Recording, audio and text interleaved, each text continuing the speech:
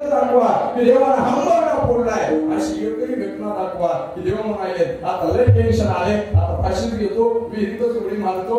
कारण ऐका, देवाच्या जीवनात दुःखच दुःख आहे, पण तरीही देवाच्या जीवनामध्ये आनंद कायम आहे. त्यामुळे श्रीकृष्णाला आणि आनंदाला कधीच वेगळं करू नका. अहो काय आनंदाचं जीवन आहे कृष्णाचं, दोन मिनिटांमध्ये सांगतो मी तुम्हाला. ऐका, नशिबाला आलाय गाईचा गोठा, गाईच्या गोठ्यातलं देवाचं लहानपण आहे. कुठलं राजवाड्यात नाही, श्रीकृष्णाचं लहानपण कुठलंय? गाईच्या गोठ्यातलंय. पण गाईच्या गोठ्यातलं एवढं गोड लहानपण आहे देवाचं, एवढं गोड लहानपण आहे की आजही जगातली प्रत्येक महिला तिच्या लहान्या लेकराकडे बघते आणि लहान्या लेकराचं लहानपण बघून काय म्हणते माहिती का? माझं लेकरू ना कृष्णासारखंच खोड्या करायले. म्हणजे आजही या पृथ्वीवरच्या प्रत्येक महिलेला कोणाच्या लहानपणाचं आकर्षण असेल तर ते आहे देवाचं लहानपण. आणि हे लहानपण आहे कुठलं? गाईच्या गोठ्यातलं. सगळे दुःख आहे पण जीवनामध्ये आनंद काय नाही. ऐका, देवाचं तारुण्य काय कमी नव्हतं महाराज. प्रत्येक तरुणाला हेवा वाटावा असं तारुण्य देवाचं. सगळे दुःखच आहे पण तिथेही आनंदामध्ये देवाचं तारुण्य. देवाचं जगणं जरी सगळ्यामध्ये जीवन जगत असताना दुःखच दुःख आहे, संकटच संकट आहे, पण आनंद मात्र कधी देवाचा इकडे तिकडे झाला नाही. म्हणून कृष्णाला आणि आनंदाला कधीच वेगळं करू नका. श्रीकृष्ण आणि आनंद यांच्यामध्ये आढळले आणि त्यातही जे बारके लेकर असतात, बालकृष्ण नंदाघरी, ते लेकर आनंदच देत असतात. त्यामुळे कृष्णाचा जन्म झाला आणि आता तिथं आनंदाशिवाय दुसरं काय नाही नरणारी.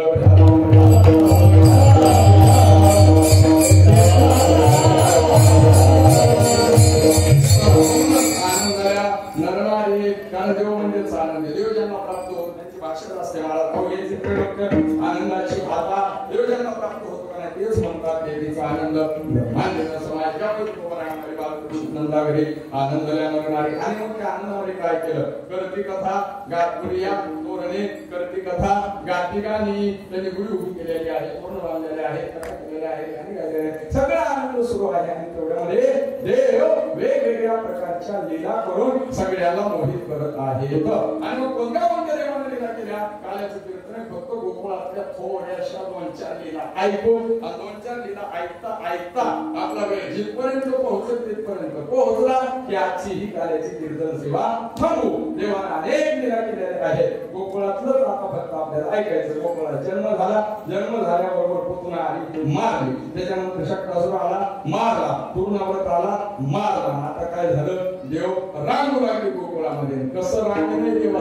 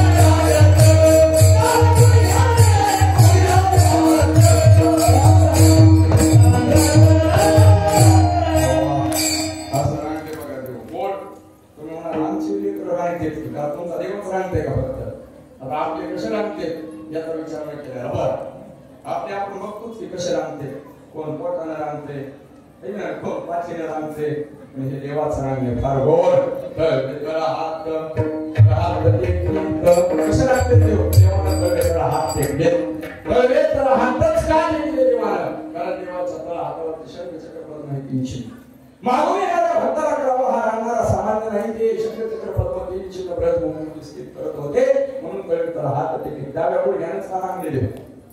पृथ्वी मातेला सांगू लागले, बा काळजी करू नको, दुष्टांचं निर्धारण करण्यासाठी, धर्माची स्थापना करण्यासाठी आता माझा अवतार झालेला आहे, पाप कमी करण्यासाठी माझा अवतार झालेला आहे, ते सांगण्यासाठी देव डाव्या गुडघ्याने रांगत. आता काय झालं बघा, 1:15 बरोबर का नाही? त्याच्यामुळे पुन्हा मगाशी मरून पडली, मेला, शक्तासुर कधी मेला आपल्याला कळालंच नाही. आणि आता देवाचं रांगणं देखील संपलं. काय झालं माहिती का, देव आता चालू लागले, चालता चालता तोतलं बोलू लागले. मग काय सुरू केलं आहे देवानं ऐका, चोरी करायला सुरुवात केलेली आहे. रांगत रंगणी रांगता रांगताच चोरी गवळणी. आणि मग देवानं ऐका वेगवेगळ्या प्रकारच्या खोड्या केल्या. आणि त्यामध्ये सर्वात महत्त्वाचं देवानं दही दूध सोडण्यात आहे, आणि दुसरं म्हणजे देवानं चित्त सोडण्यात आहे.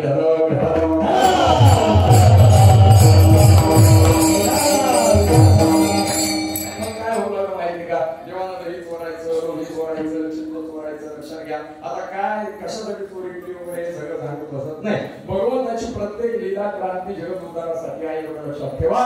कारण कृष्ण म्हणजे जगद्गुरु, कृष्ण परमात्मा म्हणजे जगद्गुरु आहे. तर आता जगद्गुरुच्या सगळ्या लीला, सगळ्या थोड्या सर्वांच्या बुद्धीला थोड्या कठीण होत्या. मग गवळणीला देखील पडायचं नाही. आणि मग गवळणीने यायचं कोणाकडे, यशोदे बरं.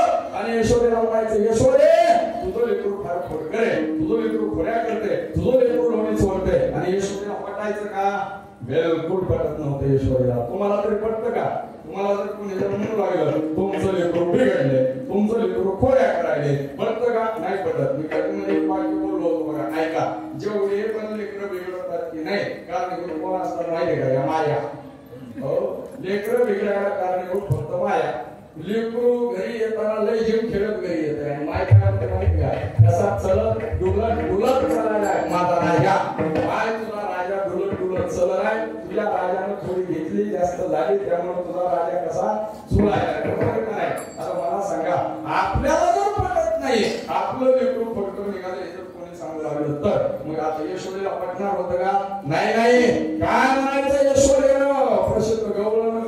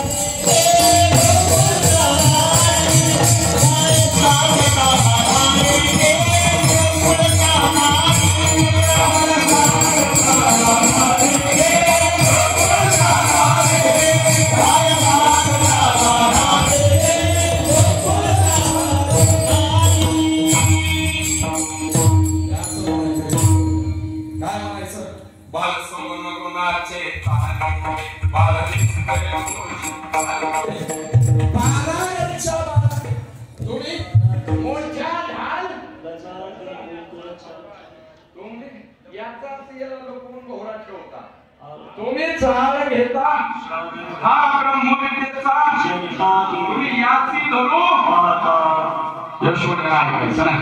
आणि गवळणीनं सांगितलं शिवाय ऐकायचं नाही. मग तिथे जरा आगावच गवळण आज नावाची नाही बरं, स्वभावाची. तिकडे लक्ष द्या. आता त्या गवळणबाईचं नाव होतं चंद्रा काकू. इथं आहे का कोणी चंद्रा काकू? हो नाही ना, कुठलो?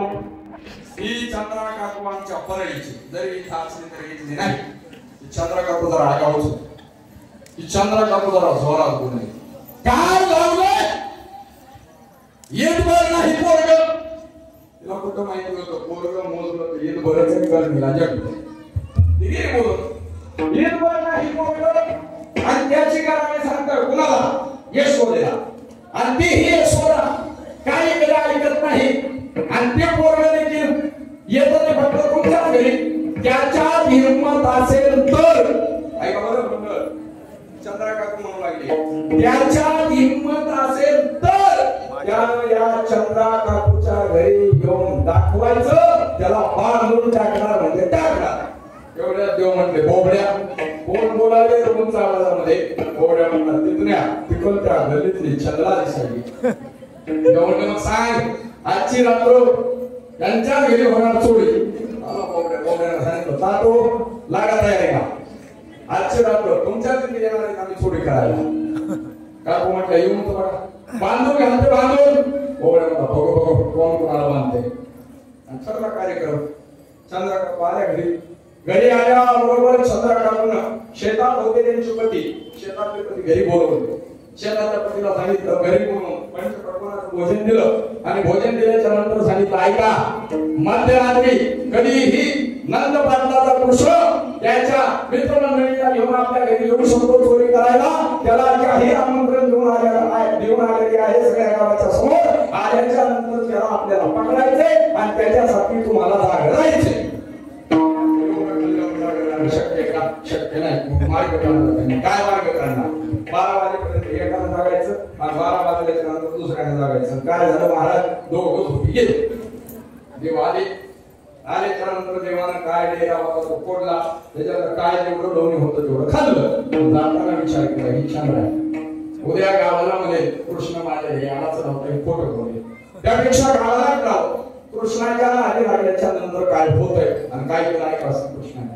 कृष्णांनी चंद्रकाकूची पकडली वेली आणि काकाला होती बरी मोठी दाढी वेलीची मारली गाठ. बोबड्यानं आणली होती 2 विंचू. संपूर्ण घरात केला अंधार. एक विंचू ठेवला एका जुळीमध्ये आणि दुसरा विंचू ठेवला दुसऱ्या जुळीमध्ये. बोबड्या पेंड्या श्रीरामा म्हणून मंगल आपल्या सगळे मित्रमंडळामध्ये चला घरी यांची वरात सकाळी सकाळी येणारे आपल्यात आहे. बस झाला ब्रह्ममुहूर्त. आता हा प्रसंग द्वापार युगातला आहे. पूर्वीच्या काळामध्ये ब्रह्ममुहूर्त झाल्या बरोबर पहाटेचे 4 वाजल्या बरोबर पहिल्यांदा कोणाला जाग येत होती बरोबर पटकन पहिल्यांदा कोणाला जाग यायची काय बरोबर का नाही. आता काळ बदलला. आता काळ बदलला जाग येते का नाही.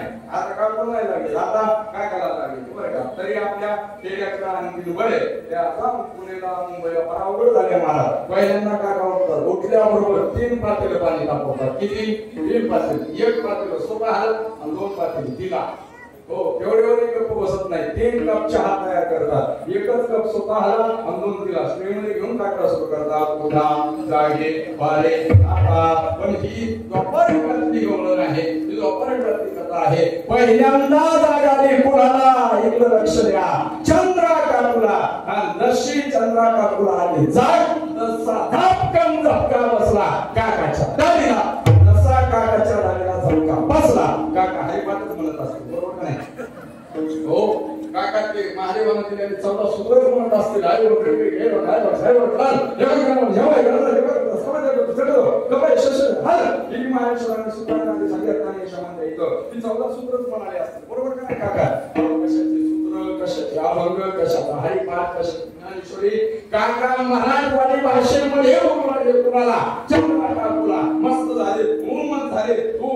तुला काही कळलं का कधीच ओढावले मजा झाली ते सगळं वर्णन असं राजेवर ठेवलेलं आहे.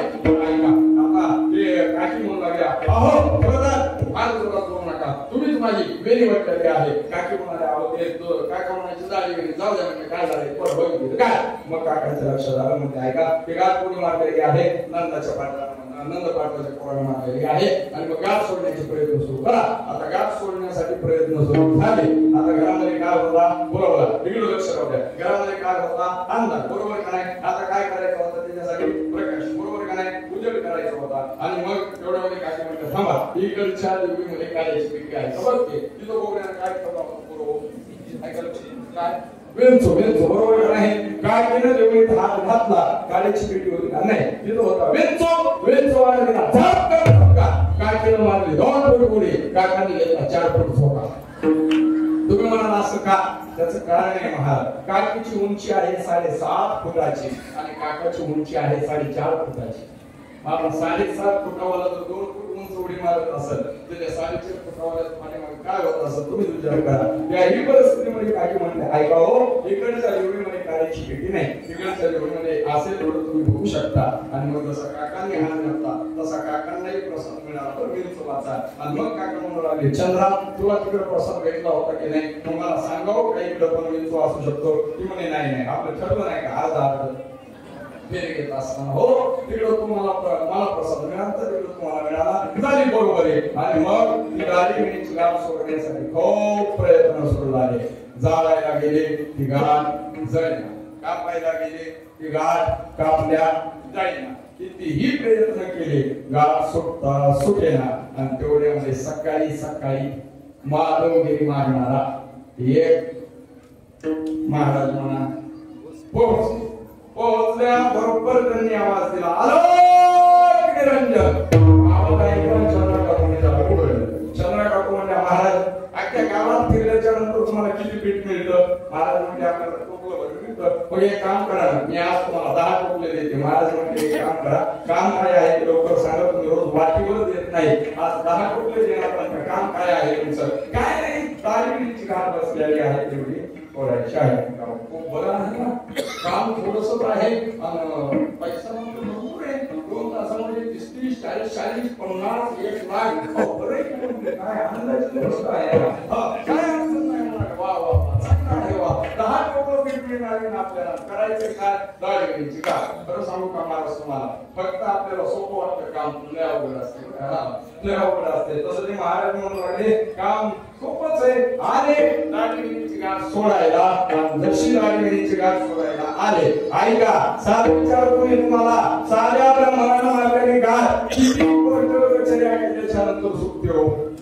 विश्वास नसेल तर करा प्रयत्न, बघा प्रयत्न करून बघा.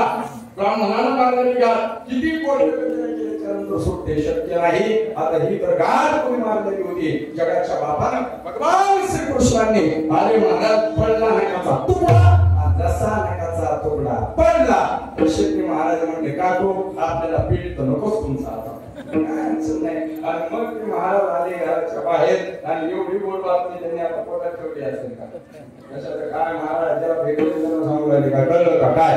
गाडीची गाठ, गाडीची गाठ, गाडीची गाठ, सगळ्या गोकुळात चर्चा सुरू झाली. गाडीची गाठ, गाडीची गाठ. आणि सगळे गोकुळात कोणी गोड्या पेल्या श्रीराम सुखामत मंगळ हे सगळे पोरं काकूच्या दारासमोर आले. तिथं म्हणू लागले असली थट्टा गोकुळात चालायची नाही. काका म्हणले बघ तुला म्हणलो होतो का नाही, त्या नंदाच्या पोराच्या नादी लागू नको. आता लागले, आता सगळं गाव आपल्याला हसायले. आता एक काम कर, तुझ्या गाठ मारलेली आहे का नाही त्याच्याकडे चल, त्यांच्याशिवाय ते गाठ कोणी सोडू शकणार नाही. आणि मग चंद्रा काकू काका माझ्या भगवान श्रीकृष्णांकडे आलेले आहेत. आणि नुसतं बघितल्या बरोबर गाठ सुटली. आणि नंतर तीच गौरव येऊन म्हणू लागली यशोदामय्याला, काय सांगावं तुझ्या कृष्णाच्या संबंधाने? जेवढं सांगावं तेवढं कमीच आहे. महीपत्र, सिंधू, आटे किती सांगावं. मेरू पर्वताची लेखणी करावी, समुद्राची शाही करावी, पृथ्वीचा कागद करावा आणि श्रीकृष्ण प्रभूंच्या कोड्या लिहिण्यासाठी सरस्वती मातेला बसवावं. तुझा तुला गोड वाटेल, पण याच्या कोड्या आता आम्हालाच माहिती आहे. किती म्हणून सांगाव्या तुला कोड्या? हे सगळं सगळं सगळं सगळं यशोदाने ऐकू लागले. आणि हे सगळं ऐकत असताना 1:30 वाजला. आणि 1:30 वाजल्या बरोबर आता महत्वाचं ऐका, पैसे ऐकत आहे राणी यशोदे नाही आली पाणी. कृष्णाच्या एक थोड्या ऐकल्याच्या नंतर यशोदामय्याच्या नेत्रामध्ये अश्रू आले. आणि यशोदामय्या कन्हैयाला म्हणाली, कन्हैया ऐकशील का माझं देऊन? सांग ना काय म्हणणं आहे तुझं? ऐका जगाचे बाप आहे, अनंत कोटी ब्रह्मांड आहे, परमात्मा आहे. पण आई वडिलांनी जे सांगितलं नाही 100% ऐकतात. त्यामुळे आई वडील जे सांगत असतात ते ऐकलं पाहिजे. आई सांग काय सांगणं आहे तुला माझ्यासाठी? आई सांग काय म्हणणं आहे तुला माझ्यासाठी? आणि यशोदा म्हणजे उद्या जाईल राणा सगळे घेऊन बोलताना आणि छोट्या गाई, छोटे देवाचे मित्र हे सगळे जण आले रानामध्ये, म्हणजे वृंदावनामध्ये. तिथं आल्याच्या नंतर त्यांनी काय केलं माहिती का? वेगवेगळे खेळ खेळले.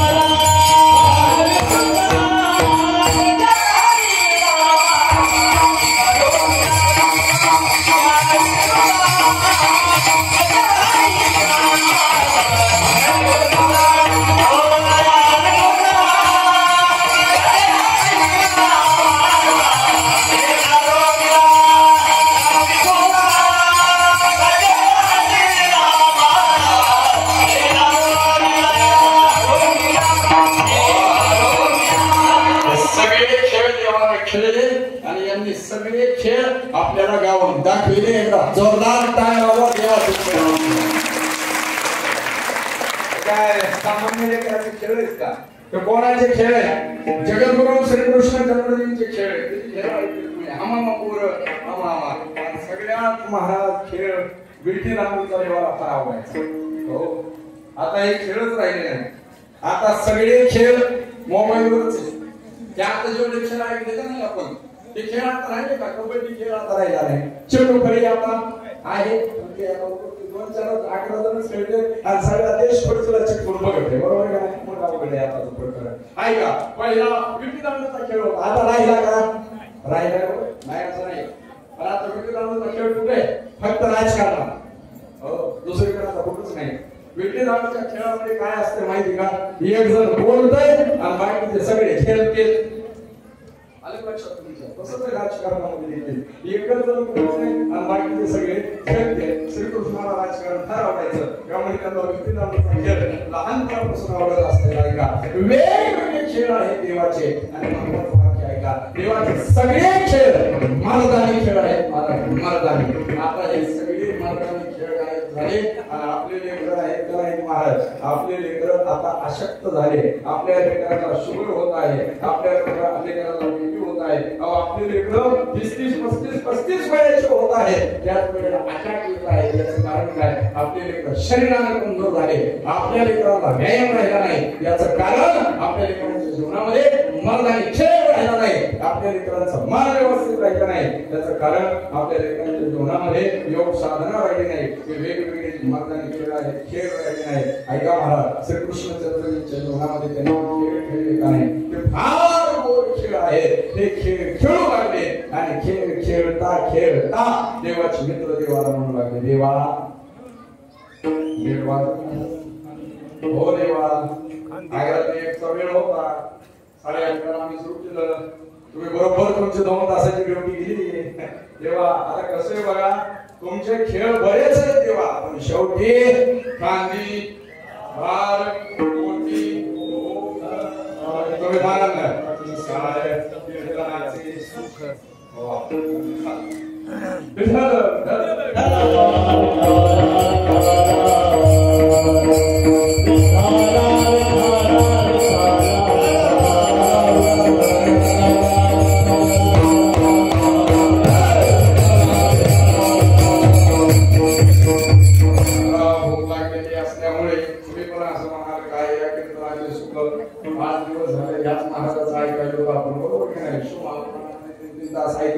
त्याच्यानंतर आता काय कीर्तन या महाराजांनी ऐकलं. त्यामुळे आता काय या महाराजांच्या बोलण्याचे सुख असं म्हणू नका बरं.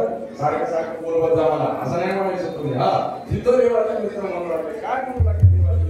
देवा भूक लागलेली आहे आम्हाला आणि एवढा शब्द ऐकला देवाला. काय लागलेली आहे ऐका, माझ्याकडे लक्ष द्या. भूक लागली आहे माझ्या मित्रांना. ते म्हणले असं ना, मी तुम्हाला सांगितलं होतं ना शुगऱ्या सोबत घ्या. आणल्यात का शुगऱ्या? हो देवा आणल्यात ना. अरे मग चला, तो यमुनेचा काठ आहे, एका बलवंत आहे, कदंबाचा वृक्ष आहे आणि जगाचे बाप अनंत कोटी ब्रह्मांड नाही माझे श्रीकृष्ण परमात्मा सर्व मित्रांच्या मध्यभागी बसले आणि जेवढ्या मित्रांनी शुगऱ्या आणल्या होत्या नाही तेवढ्या शुगऱ्या एकत्रित केल्या आणि एकमेकांच्या मुखामध्ये प्रभूंनी घास भरवला. त्याचंच नाव आहे काला. गोपाल कृष्ण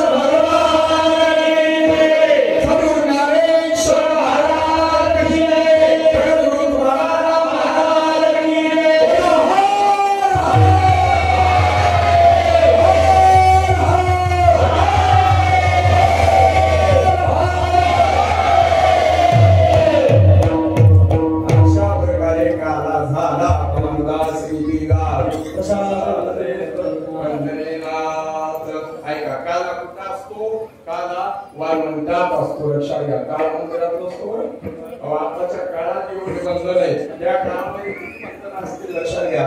त्यामुळे काला कुठे असतो? काला वाळवंटात असतो. काला जंगलामध्ये असतो. जंगलात मंगल. काला कुठं? वाळवंटात. आणि तुमचं भाग्य थोर आहे. आपला देखील काला होतोय आणि काला कुठं होतोय?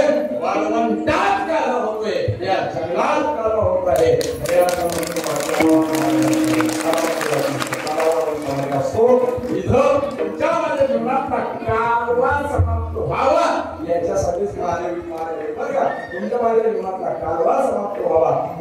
जीवनामध्ये जे काही विकार आहेत ते विकार नष्ट व्हावे, तुमच्या माझ्या जीवनामध्ये जे काही दुःख आहे दुःख नष्ट व्हावे यासाठी महाराजांमध्ये तुमच्या माझ्या दुःख नष्ट करण्यासाठी ऐका काल संपूर्ण होतो म्हणजे आपल्याकडे काल संपूर्ण होतोय. काला हा 3 प्रकारचा खरं बरं उपजमियापुरती येऊ काला खाऊ धन्यवाद. दुसरा काला आहे हरिनामाचा खत्री काला, प्रेमी मोहिला सारणे, आणि तिसरा काला तुकामणी काला कोठे अभे केला. हे 3 काले आहेत आणि तिन्ही काले महादेवाच्या कृपेनं तुमच्या माझ्या जीवनामध्ये 100% प्राप्त होणार आहेत. अगोदर दैवाचा काला करण्यासाठी यावं हरिनामाचा खत्री काला मिळतो, बरोबर का नाही? इथं आपण अगोदर दैवाचा काला करण्यासाठी आलो, हरिनामाचा खत्री काला मिळाला आणि हरिनामाचा खत्री काला मिळाला की एक दिवस तुकामणी काला कोठे हे देखील या वस्तूपर्यंत देवच होऊन ठेवणार, देवच होणार असा जो काला आहे तो या ठिकाणी संपूर्ण होत आहे. एकदा वारकरी संप्रदायाच्या नियमाने अतिशय प्रेमपूर्वक आनंदपूर्वक सर्वजणांनी हरिनामाचा खत्री काला जो आहे का नाही जीवनामध्ये आणि त्याच्यासाठी पुन्हा एकदा सर्वजणांनी आपले जे दोन्ही हात आहेत का नाही ते उंच करायचे आहेत. अगदी सरळ वा वा वा वा वा वा सगळे जिथपर्यंत आवाज जात आहे सगळ्यांनी हातवरी करायचे आहेत. हरिनामाचा खत्री काला आपल्याला प्राप्त करायचा. वा वा धन्यवाद. वाजेपर्यंत असेल 4 वाजेपर्यंत ते मोठ्या आनंदाने भजन करावं.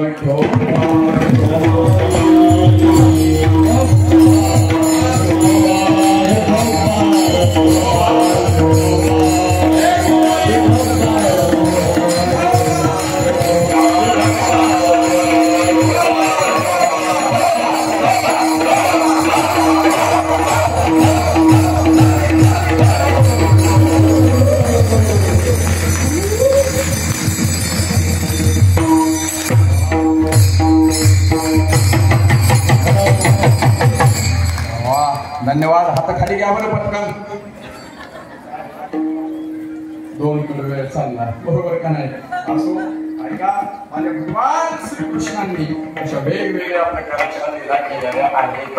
त्यातलीच एक काला नावाची महान क्रांती भगवान श्रीकृष्णांनी वृंदावनामध्ये केलेली आहे. तुकोबरा म्हणतात या वेगवेगळ्या लीलेंनीच काय झालं, तुका म्हणे छंदे येणे मोहिले सर्वांच्या सेवेसाठी घेतला होता. काल्याचे कीर्तन काल्याच्या कीर्तनाची सेवा करत असताना माझ्या बुद्धीप्रमाणे या अभंगावरती मी चिंतन करण्याचा प्रयत्न केलेला आहे.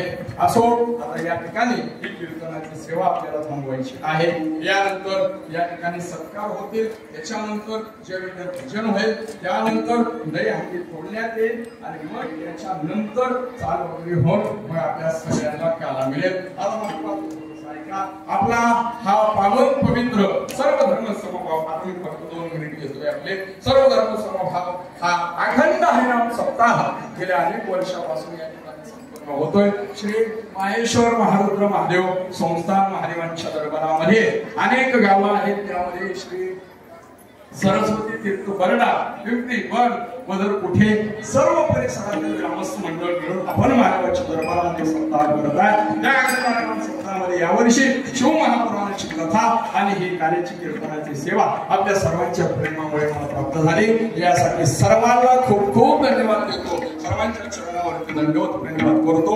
उपस्थित सर्व ज्येष्ठ श्रेष्ठ मंडळी आहेत, सर्वांना धन्यवाद. त्यामध्ये पाहत असतील त्याला धन्यवाद. त्याचबरोबर आपले श्री मारसकर महाराज आहेत, सगळे सुंदर अशी वारकरी शिक्षण संस्था, त्यांना धन्यवाद. सगळेच आहेत. विठ्ठल महाराज त्यांना धन्यवाद. इकडचे मोठे महाराज धन्यवाद. ते सगळे गायक धन्यवाद. आणि विशेष म्हणजे त्यांच्या संपर्कात आलो ते श्री एकनाथ दादा सानप या ठिकाणी उपस्थित आहेत, त्यांना धन्यवाद. त्याबरोबर श्री मौली दादा उपस्थित आहेत, मौली दादांना धन्यवाद. सर्व समस्त कमिटी अध्यक्ष साहेब आहेत, सगळे हे समजत आहेत.